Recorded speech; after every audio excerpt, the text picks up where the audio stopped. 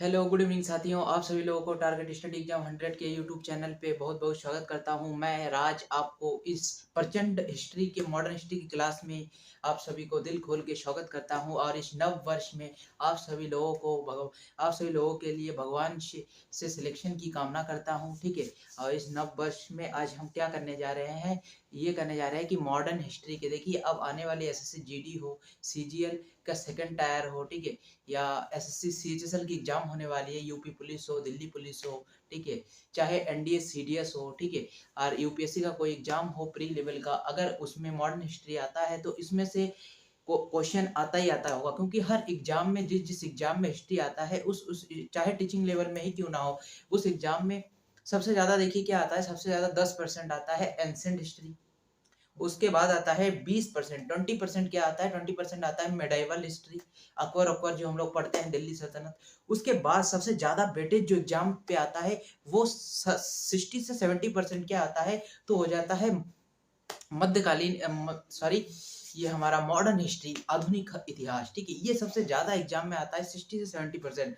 तो हम क्यों ना इसको थोड़ा ढंग से रिवाइज करें। इससे पहले भी हमने एक एक क्लास करके, शायद एक एक क्लास हर, कम से कम आप प्ले लिस्ट जाइए टारगेट स्टडी एग्जाम 100 के, उसमें मॉडर्न हिस्ट्री के अनेकों क्लास मिलेंगे आपको, वो पूरा फुल डिटेल में पढ़ाया गया। लेकिन आज रैपिड फायर तरीके से पढ़ाया जाएगा आपको कम समय में। इसे मैराथन भी कह सकते हैं, नहीं भी कह सकते हैं, क्योंकि कम समय में हम 1857 की क्रांति से लेकर के जब तक भारत आजाद नहीं हुआ तब तक पढ़ेंगे। ठीक है, तो 1857 के अंतिम मंगल पांडे के विद्रोह से लेकर पढ़ना शुरू करेंगे और खत्म कब करेंगे, 1950, जब भारत अंग्रेजों की गुलामी से आजाद हो चुका था, तब तक पढ़ेंगे। ठीक है, तो आज इस प्रचंड क्लास में आप सभी लोगों को फिर से एक बार हार्दिक स्वागत करता हूं। और अपने क्लास को शुरू करने से पहले एक मोटिवेशन थॉट हर दिन की तरह, क्या है वो, कि असफलता एक चुनौती है, इसे स्वीकार करो। क्या कहते हैं कि असफलता एक चुनौती है, इसे स्वीकार करो। क्या कमी रह गई देखो और सुधार करो। क्या कमी रह गई देखो और सुधार करो। हम्म, जब तक ना सफल हो तुम, जब तक ना सफल हो तुम, नींद चैन को त्यागो तुम। जब तक ना सफल हो तुम, नींद चैन को त्यागो तुम। मत संघर्ष का मैदान छोड़कर भागो तुम। मत संघर्ष का मैदान छोड़कर भागो तुम। कुछ किए बिना जय जयकार नहीं होती। कुछ किए बिना जय जयकार नहीं होती। और मेहनत करने वालों की कभी हार नहीं होती। ठीक है, तो क्या कहते हैं, असफलता एक चुनौती है, इसे स्वीकार करो। क्या कमी रह गई देखो और सुधार करो। मत संघर्ष का मैदान छोड़ के भागो तुम। ठीक है, मत संघर्ष का मैदान छोड़कर भागो तुम। ठीक है, मत संघर्ष का मैदान छोड़ के भागो तुम। कुछ किए बिना जय जयकार नहीं होती। मेहनत करने वालों की कभी हार नहीं होती। तो इसी संघर्ष को हम भी करेंगे नए नव वर्ष में, और आप भी कीजिएगा, क्योंकि आप जानते हैं कम समय में मॉडर्न हिस्ट्री को कंप्लीट करना बहुत मुश्किल बात है, लेकिन हम आपके एग्जाम के लिए ये भी जरूर करेंगे। ठीक है, तो चलिए मॉडर्न हिस्ट्री को अधिक वार्तालाप ना करते अपने क्लास को शुरू करते हैं। तो वो क्या है, देखिए हम कहाँ से पढ़ेंगे, तो हम पढ़ना शुरू करेंगे। पहला क्वेश्चन क्या है, पहला क्वेश्चन आपके सामने है कि 1857 की क्रांति, 1857 की क्रांति पहला क्वेश्चन, या आप इसे एमसीक्यू क्वेश्चन भी कह सकते हैं या कॉन्सेप्ट क्लास भी कह सकते हैं, दोनों कंप्लीट करेंगे। ठीक है, सबसे पहले क्या है, 1857 की क्रांति क्या है। अधिकतर लोग तो ऐसे ही पढ़ा के चले जाते हैं कि 1857 की क्रांति, ओह, मंगल पांडे से शुरू हुआ था, सैनिक विद्रोह से शुरू हुआ था, खत्म कर दिया था। लेकिन क्या आपको ये मालूम है कि खाली सैनिक विद्रोह से 1857 की क्रांति, हमारा भारत देश जब आजाद कब हुआ था, आजाद हुआ था 1950 में। लेकिन आप जानते हैं कि भारत देश 1857 में भी आजाद हो सकता था, अंग्रेजों से छुटकारा पा सकता था भारतीय लोग, क्यों नहीं हुआ फिर, ये सब चर्चा करेंगे ना, कि क्यों नहीं हुआ आखिर भारत देश। 1857 के विद्रोह, मंगल पांडे ने इतना तबाही मचा दिया, मंगल पांडे की मृत्यु के पश्चात देश में इतना विद्रोह हो गया था कि उस समय भी भारत आजाद हो सकता था, लेकिन क्यों नहीं हुआ। कुछ कारण थे ना, भारतीय लोगों के अंदर एकजुटता नहीं है, क्या नहीं, यूनिटी नहीं है।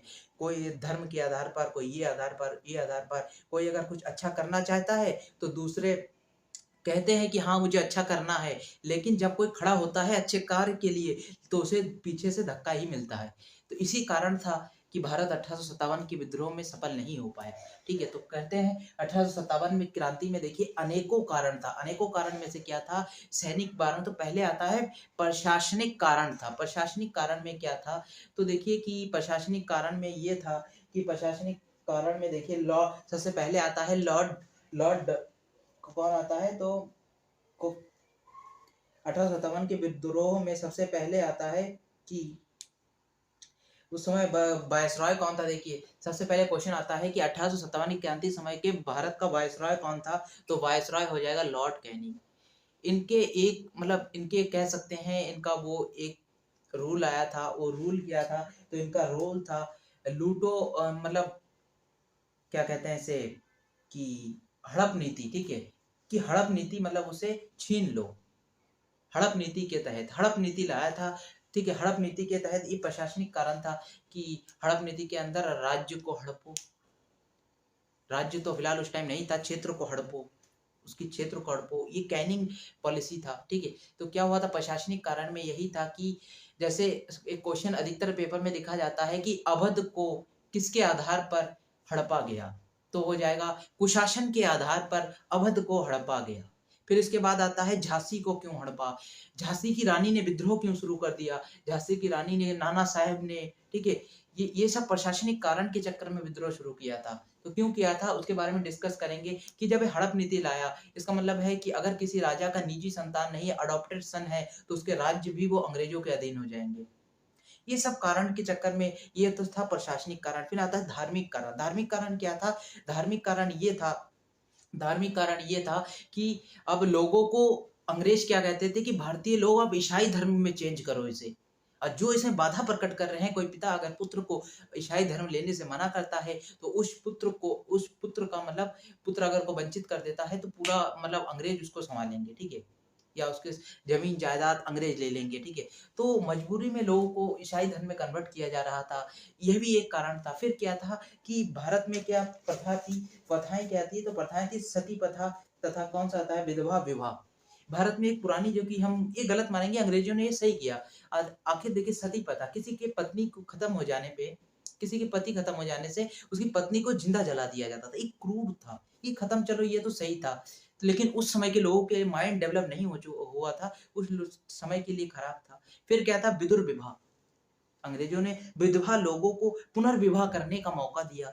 लेकिन पहले क्या होता था कि अगर किसी पत्नी 9-10 साल की उम्र में किसी लड़की की शादी करवा दी जाती थी राजा महाराजाओं से, अगर उसकी उसकी बाय चांस हत्या हो जाती है या मर जाता है युद्ध स्थल में, तो एक लड़की जो कि 9-10 साल 15 साल की उम्र में वो जी रही है, उस समय उसकी पूरी जिंदगी अब विधवा में कटेगी।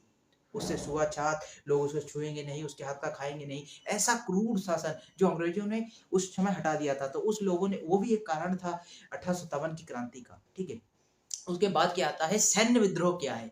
सैन्य विद्रोह में आता है कि जैसे भारतीय लोग जो सेना में थे, अधिकतर 70% सेना में भारतीय थे, 30% अंग्रेज थे। तो क्या होता था कि एक अंग्रेज सेना आते थे, सेना में एंटर करते थे, एक भारतीय सेना, एक साथ दोनों हवलदार की पोस्ट में आते थे। लेकिन क्या होता था कि देखते ही देखते वो अंग्रेज सेना जो एक साथ आए थे, भारतीय सेना का हवलदार के हवलदार रह रहे थे, और वो एसआई ऐसे करके कमिश्नर पद पे जा रहे थे। भारतीयों की मतलब उनके पद की बढ़ोतरी नहीं की जा रही थी। फिर क्या होता था? फिर उनकी सैलरी कम दी जा रही थी, काले गोरे पे मतलब भेदभाव किया जाता था। ये एक प्रशासनिक विद्रोह था। प्रशासनिक विद्रोह था। इसके बाद क्या था कि ये कभी ना कभी तो फूटना ही था। ये विद्रोह आखिर अंग्रेजों का कब तक चलता? कभी ना कभी तो फूटना था। फिर यहाँ इसके बाद क्या हुआ कि बैरकपुर को बंगाल के बैरकपुर छावनी में क्या हुआ कि वो क्या कहते हैं कि गाय, जो कि गाय गाय जो हिंदुओं के लिए पवित्र होता है, और मुस्लिम के लिए शुअर जो कि पवित्र होता है। मंगल पांडे एक क्या कहते हैं, मंगल पांडे क्या थे? तो मंगल पांडे,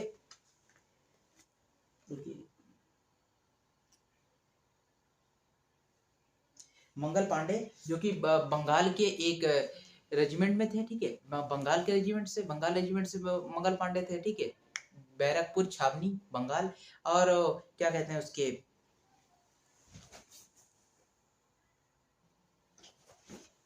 ठीक है, तो क्या होता था कि शुअर जो मंगल पांडे को मतलब इससे मंगल पांडे को मतलब उसे अपवित्र कर दिया। मंगल पांडे मानते थे अपवित्र हो गया, उसे उस मतलब बुलेट को फाड़ने के लिए कहा गया। उन्होंने फाड़ के उसमें डालना होता है, फिर उसको मारना होता है। तो उससे मंगल पांडे कहीं ना कहीं वो विद्रोह हो गया। मंगल पांडे पंडित घराने से थे, उनके समाज में लोग उसे अस्वीकार करने लगे थे। तो उसके कारण मंगल पांडे ने सबसे पहले क्रांति शुरू कर दिया।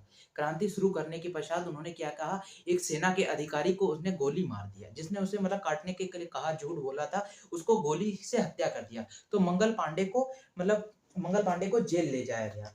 जेल ले जाने के बाद मंगल पांडे, देखिए अब क्वेश्चन आता है, 1857 की क्रांति शुरू होता है, फिर क्या होता है, एक देखिए क्वेश्चन आता है,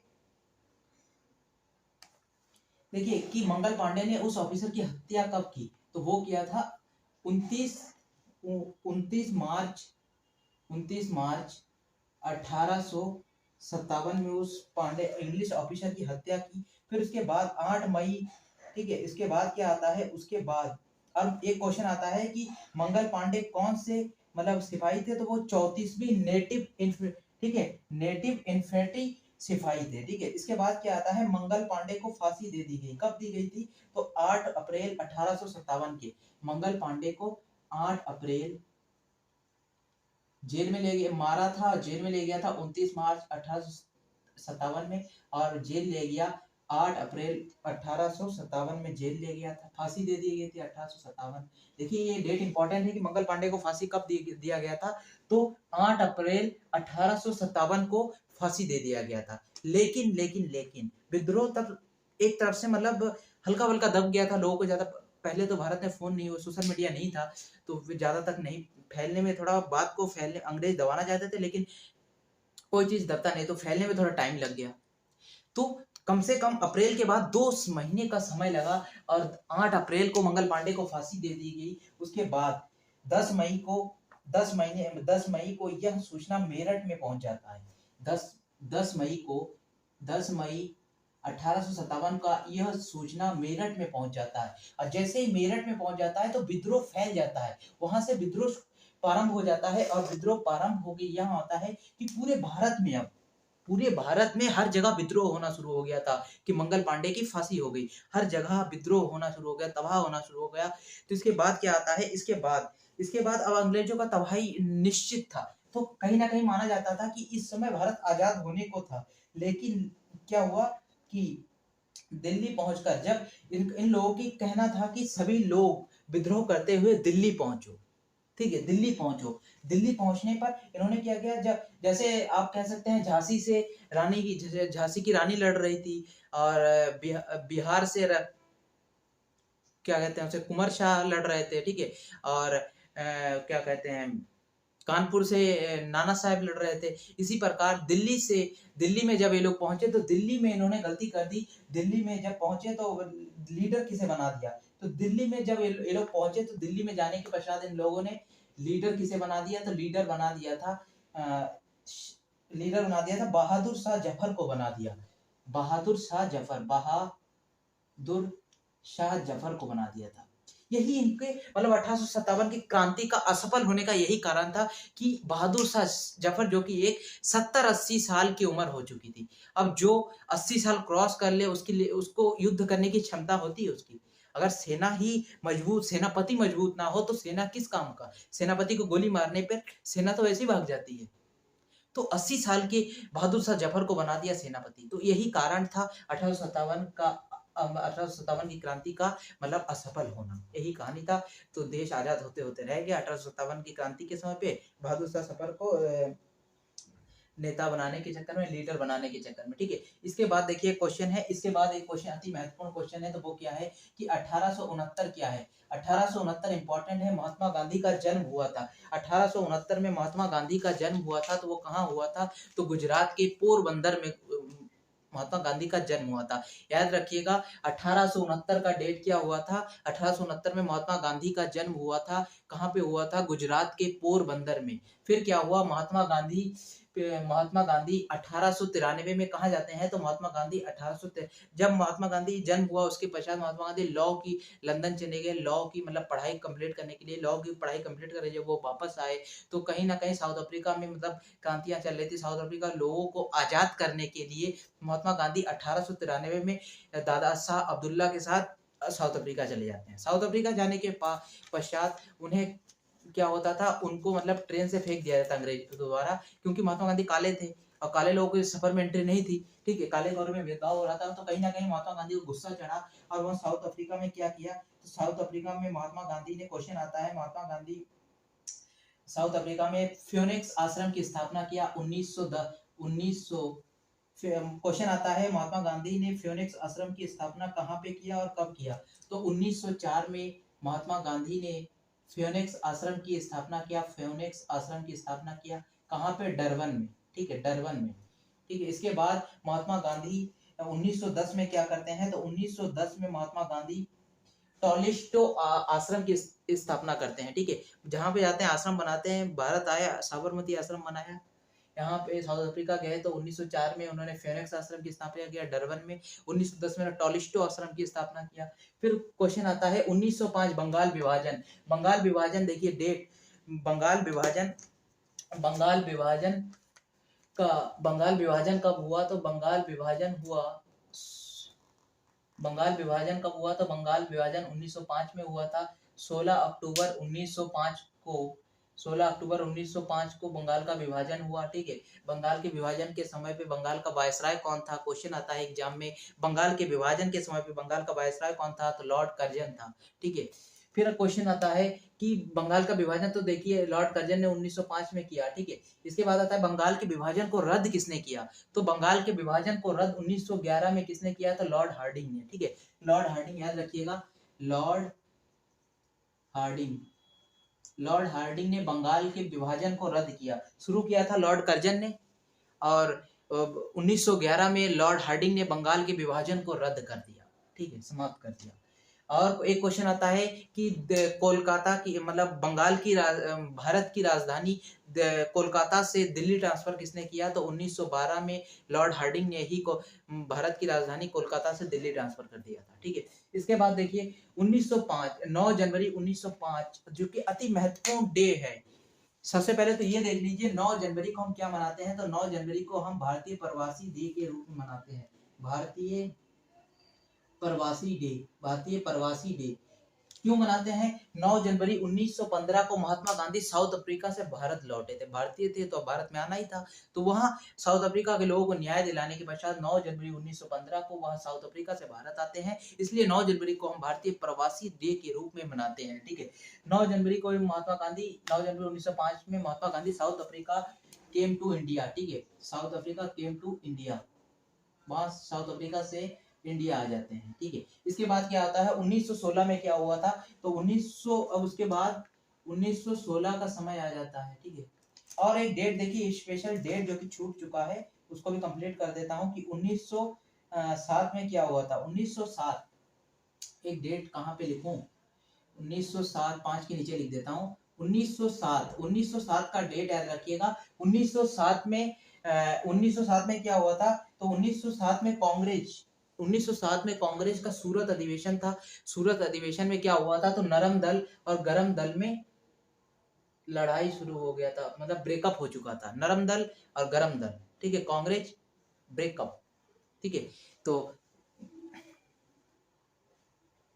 कांग्रेस, कभी कभी क्वेश्चन आता है कि कांग्रेस का विभाजन कब हुआ?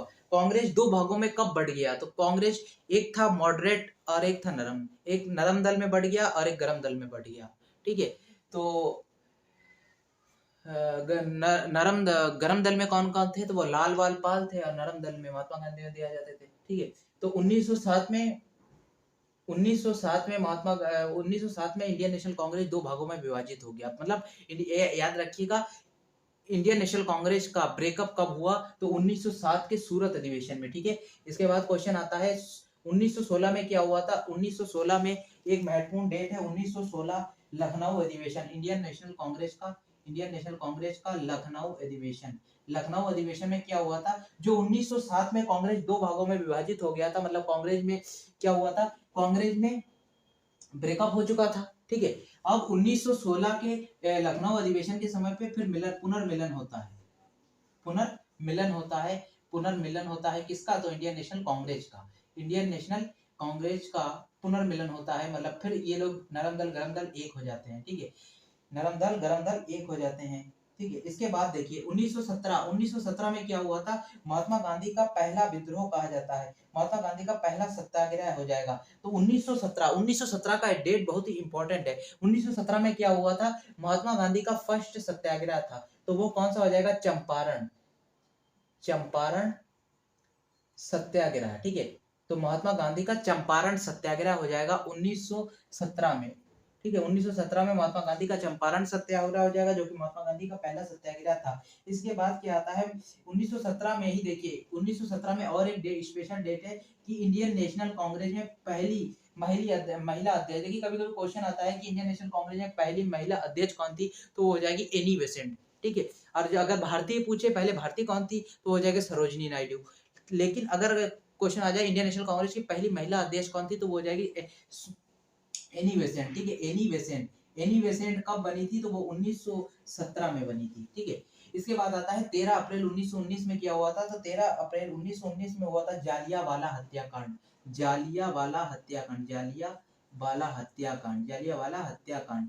जालियांवाला हत्याकांड कब हुआ था, तो 1919 में शुरू हुआ था, ठीक है, 1919 में हुआ था, ठीक है। इसके बाद आता है 1919 में और क्या हुआ था, तो 1919 में और हुआ था कि आपके बाद 1919 में मोन्टेगू चैट एक्ट आया था, ठीक है, जिसे रॉयल एक्ट के नाम से भी जाना जाता है। रॉयल एक्ट आया था सबसे पहले, तो royal act, royal act.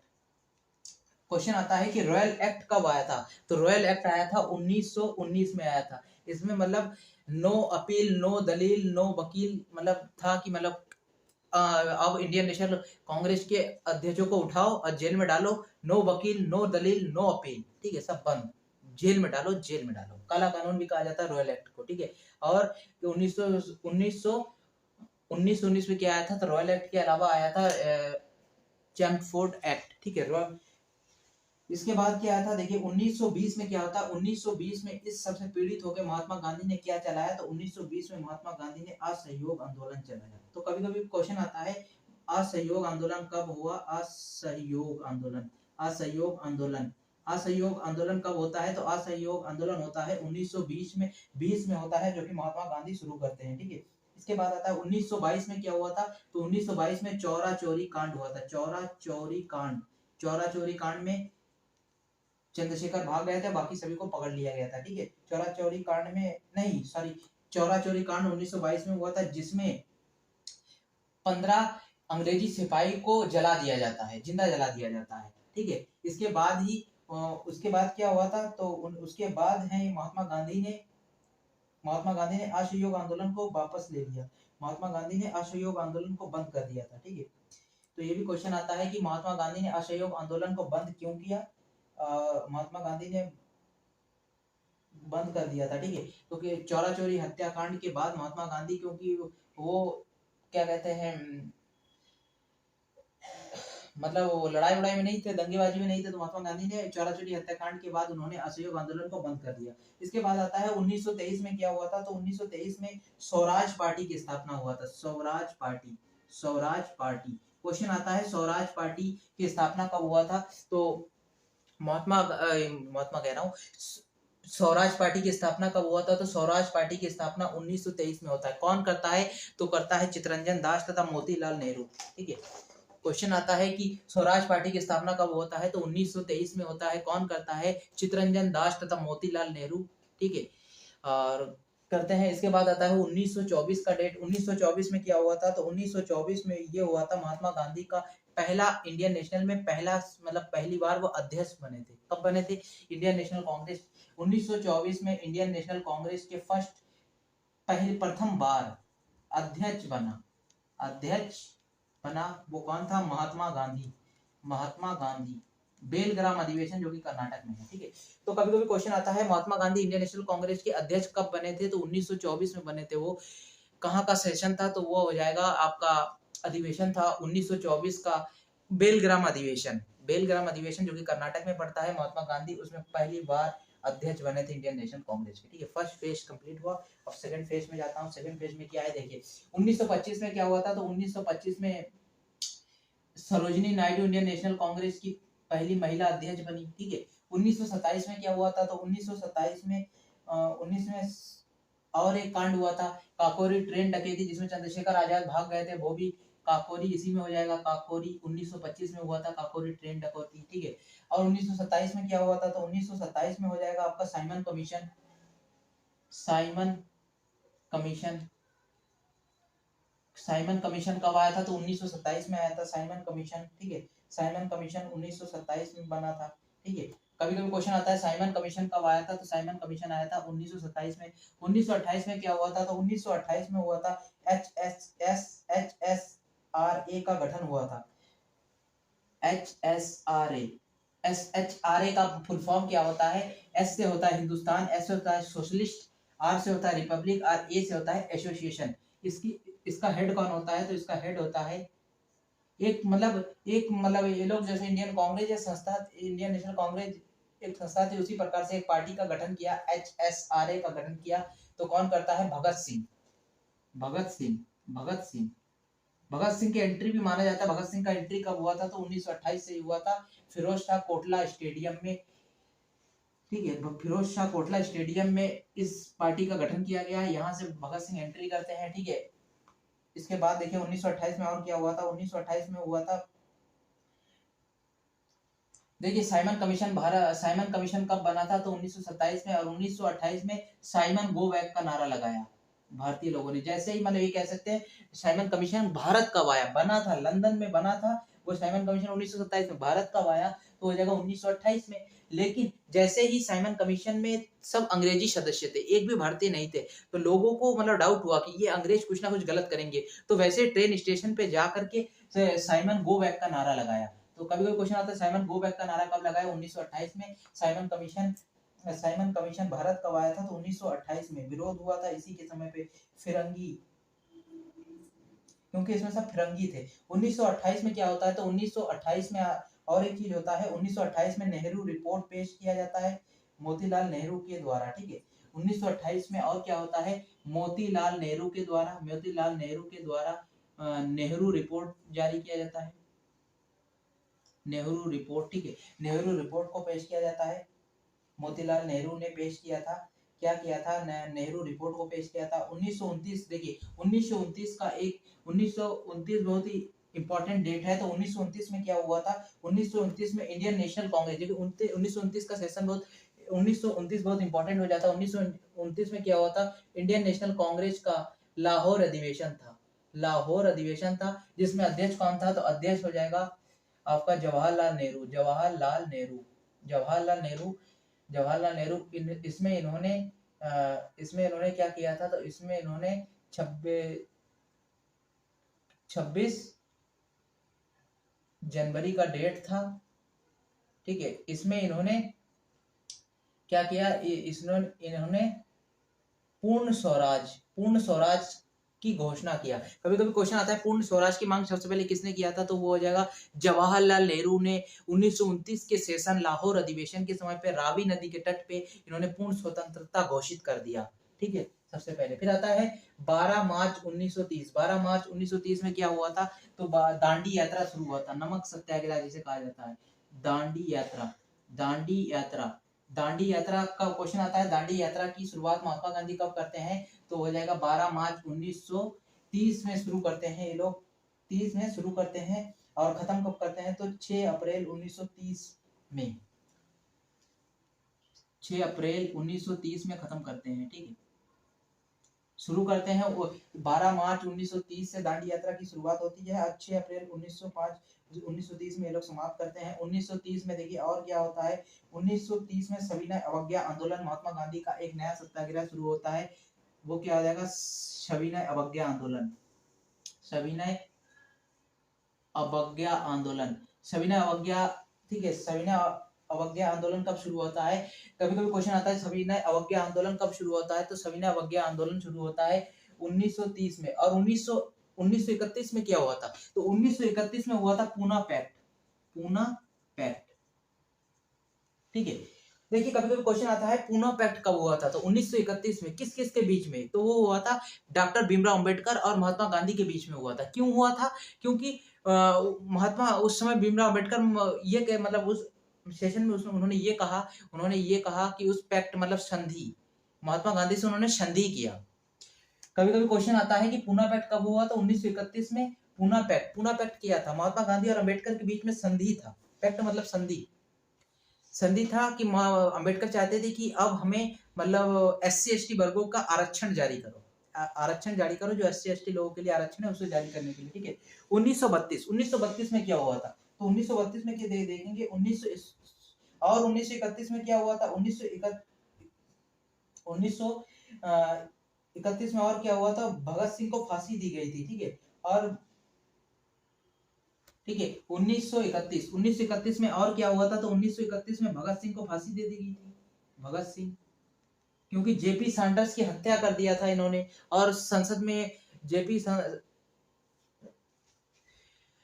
Sanders की हत्या कर दिया था भगत सिंह ने। इसके बाद और क्या होता है कि यह केंद्रीय संसद में जाके बम फेंकते हैं तो इनको जेल में ले लिया जाता है। फिर 1931 में भगत सिंह को फांसी दे दिया जाता है, ठीक है। और एक आता है क्वेश्चन आता है भगत सिंह की फांसी कब हुई थी? 1931 में और हुआ था। 1931 में फर्स्ट गोल मेज शुरू होता है, ठीक है। गोल मेज शुरू होता है, कब शुरू होता है? तो 1931 में। और 1931 में क्या होता है? महात्मा गांधी और इरविन के बीच में समझौता होता है। इसमें अगर महात्मा गांधी चाहते तो भगत सिंह को भी छुड़ा सकते थे, लेकिन होगा कोई कारण नहीं छुड़ाया। तो कभी कभी आता है इरविन महात्मा गांधी इरविन समझौता कब हुआ था? तो गांधी इरविन समझौता हुआ था 1931 में, ठीक है। इसके बाद देखिए 1932 में क्या हुआ था? तो 1932 में क्या हुआ था?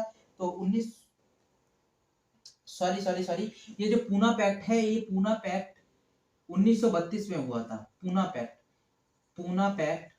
पैक्ट जो कि महात्मा गांधी और किसके बीच में हुआ था? डॉक्टर भीमराव अंबेडकर के बीच में हुआ था। किसके लिए? तो SC और ST वर्गों के लिए आरक्षण, ठीक है, अंबेडकर चाहते थे। और 1931 में फर्स्ट गोलमेज हुआ, ठीक है। और उसके बाद क्या हुआ? 1931 में भगत सिंह को फांसी दे दी गई, ठीक है। और क्या हुआ? तो 1931 में गांधी इरविन समझौता हुआ। इसके बाद देखिए 1935 आपके लिए बहुत ही महत्वपूर्ण हो जाता है। 1935 क्या था? तो 1935 में भारत 1935 में भारत शासन अधिनियम आया था, ठीक है। भारत शासन अधिनियम आपके लिए बहुत ही इंपॉर्टेंट हो जाता है। ठीक है। 1935 में क्या आया था? 1935 में आया था भारत शासन अधिनियम, जो कि अंग्रेज लेके आए थे। तो कभी कभी क्वेश्चन आता है भारत शासन अधिनियम कब आया था? तो 1935 में। फिर देखिए 1940 बहुत ही इंपॉर्टेंट हो जाता है, ठीक है। उससे पहले देखिए 1939, एक डेट और रह जाता है, इसको नीचे लिख देता हूं। 1939 में क्या हुआ था? तो 1939 में ये हुआ था सेकेंड वर्ल्ड वॉर आरंभ हो गया। फर्स्ट वर्ल्ड वॉर कब आरंभ हुआ था? तो 1914 में फर्स्ट वर्ल्ड वॉर आरंभ हो गया था। 1914 से 1918 के बीच में फर्स्ट वर्ल्ड वॉर हुआ। क्वेश्चन आता है। फिर आता है सेकेंड वर्ल्ड वॉर कब आरंभ हुआ? तो सेकेंड वर्ल्ड वॉर 1939 में शुरू हो गया, जिसमें अब अंग्रेजों को भारतीयों की सपोर्ट चाहिए था। तब भारतीय 1934 देखिए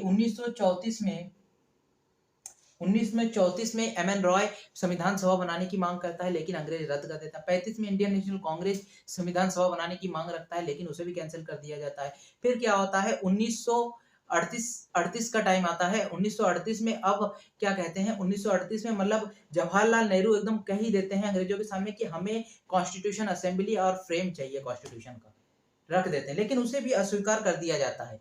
फिर क्या आता है? जैसे वर्ल्ड वॉर 1939 में शुरू होता है तो अंग्रेजों के अंदर भय उत्पन्न हो जाता है। तो वो क्या कर रहे थे कि अब भारतीयों को कह रहे थे तुम हमारा सपोर्ट करो, हम तुम्हारा कॉन्स्टिट्यूशन असेंबली बना देंगे, ठीक है। तो इसीलिए 1939 में जैसे वर्ल्ड वॉर शुरू हुआ तो क्रिप्स मिशन लेके आया।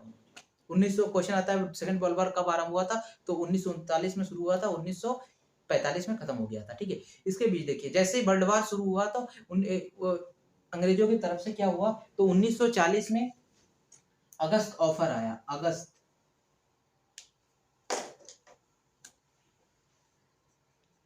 अगस्त ऑफर।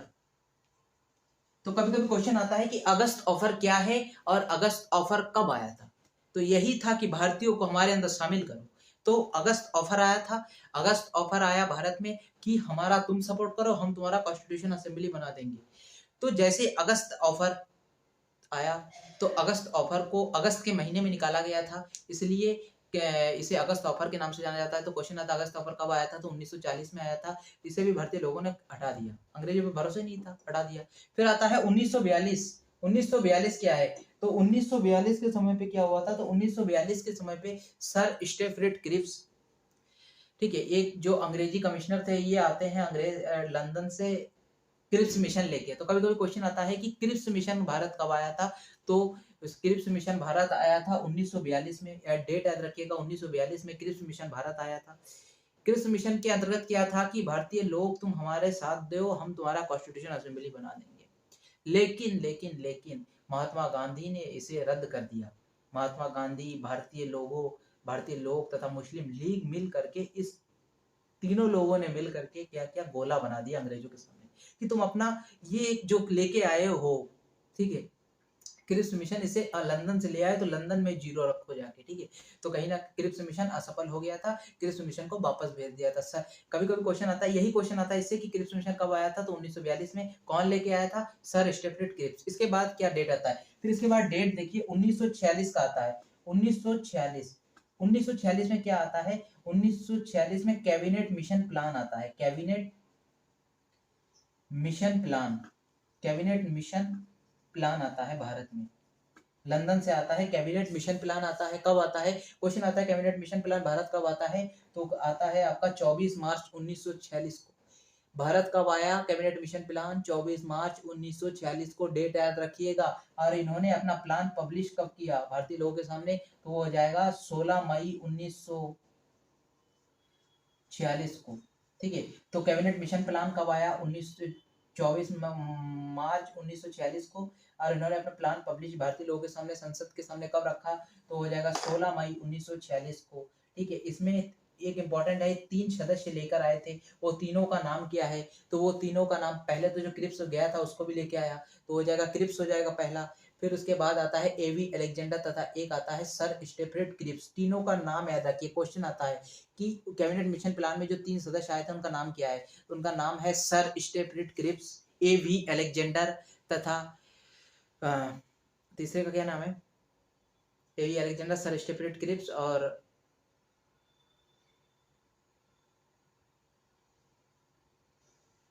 तीसरे का क्या नाम है, सर स्टेफर्ड क्रिप्स हो जाएगा, एवी अलेक्जेंडर हो जाएगा, और क्रिप्स तीसरा, क्रिप्स, एवी अलेक्जेंडर और तीसरा क्रिप्स, सॉरी। तो ये 3 लेके आए थे, ठीक है। Cabinet mission plan, cabinet mission plan बहुत महत्वपूर्ण होता है। फिर क्या हुआ, हमारा संविधान बनाने लगे लोग।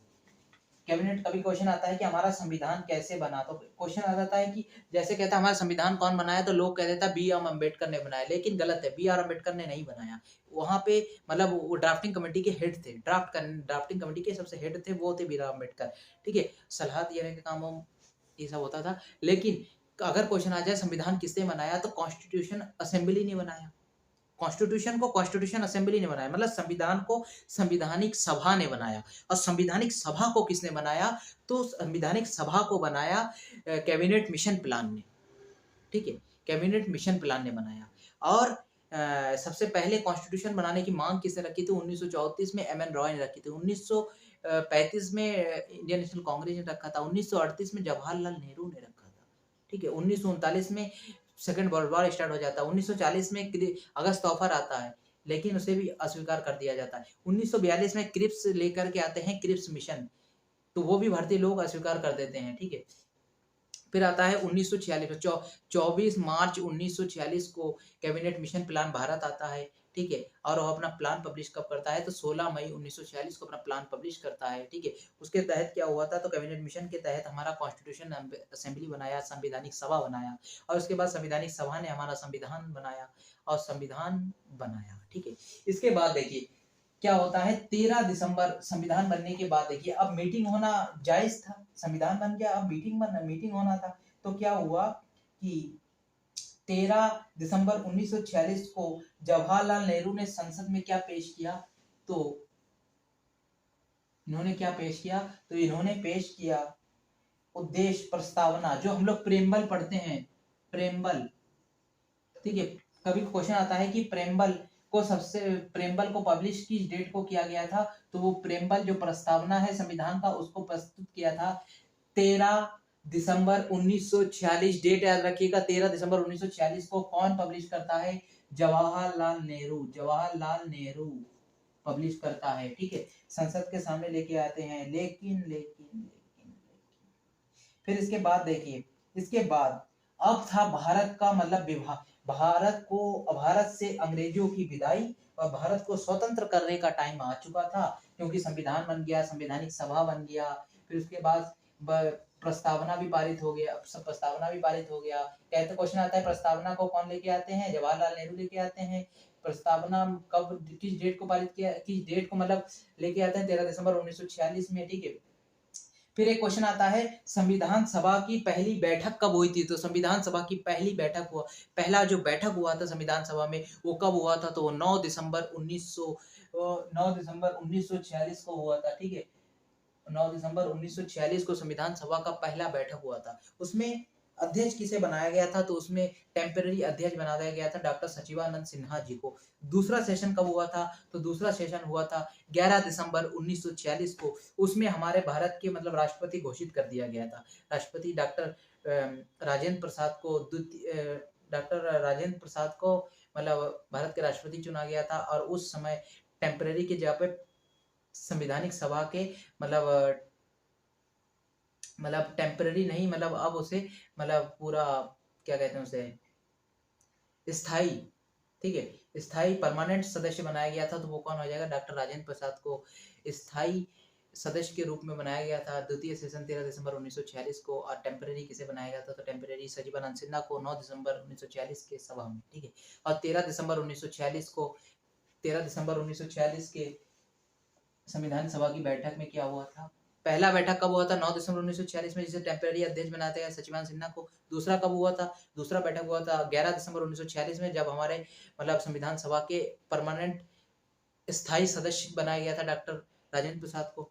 13 दिसंबर 1946 को जवाहरलाल नेहरू लेके आते हैं आपका प्रस्तावना, ठीक है। इसके बाद 3 जून 1947 में क्या होता है? तो 3 जून 1946 में आता है माउंट बेटन प्लान। क्वेश्चन आता है माउंट बेटन प्लान क्या है? तो माउंट बेटन प्लान कब आता है? देखिए क्वेश्चन आता है कि माउंट बेटन प्लान क्या है और इसे कब लाया गया? तो माउंट बेटन प्लान ब्रिटेन से आया 3 जून 1947 को। माउंट बेटन ने इस प्लान के तहत कहा कि हम 18 जुलाई 1947 में भारत को आजाद कर देंगे, ठीक है। तो देखिए सॉरी, इसमें क्या कहा? 3 जून 1947 में क्या हुआ? तो 3 जून 1947 में माउंट बेटन प्लान आया। और माउंट बेटन प्लान जो 3 जून को आया और 18 जुलाई को क्या कहा? तो 18 जुलाई को माउंट बेटन प्लान ने यह कहा कि हम भारत को 15 अगस्त 1947 को आजाद कर देंगे, ठीक है। आया कब था? 3 जून 1947 को। कहा कब? 18 जुलाई 1947 को कि हम 15 अगस्त 1947 को भारत को आजाद कर देंगे। फिर क्या हुआ था? 15 अगस्त 1947 को भारत आजाद हो गया। इसके बाद क्या आता है? फिर एक क्वेश्चन आता है कि संविधान बन के तैयार कब हुआ, ठीक है। तो संविधान बन के तैयार हुआ था 26 नवंबर 1949 में, ठीक है।